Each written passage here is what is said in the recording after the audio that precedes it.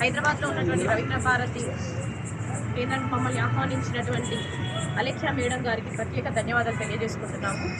అలాగే కోటి మహిళా విశ్వవిద్యాలయానికి ఐలమ్మ పేరును పెడుతున్నామని చెప్పేసి మన ముఖ్యమంత్రి రేవంత్ రెడ్డి గారు ప్రస్తావించారు. దానికి చాలా సంతోషంగా ఉంది. అలాగే రాష్ట్ర బీసీ మహిళా కమిషన్ మెంబర్గా నన్ను నియమించినందుకు ప్రత్యేక ధన్యవాదాలు తెలియజేసుకుంటున్నాను. ఎన్నో ప్రభుత్వాలు వస్తూ పోతూ ఉన్నా కానీ ఎటువంటి గుర్తింపు లేని కుటుంబంగా చాకలి చిచ్చాలైనా మా కుటుంబం ఇప్పటి వరకు ఉంది. కానీ ఇప్పుడు ప్రస్తుత గవర్నమెంట్ మన కాంగ్రెస్ ప్రభుత్వం వచ్చినాక ఐలమ్మ కుటుంబాన్ని వారసత్వాన్ని గుర్తించినందుకు ప్రత్యేక ధన్యవాదాలు తెలియజేసుకుంటున్నాను.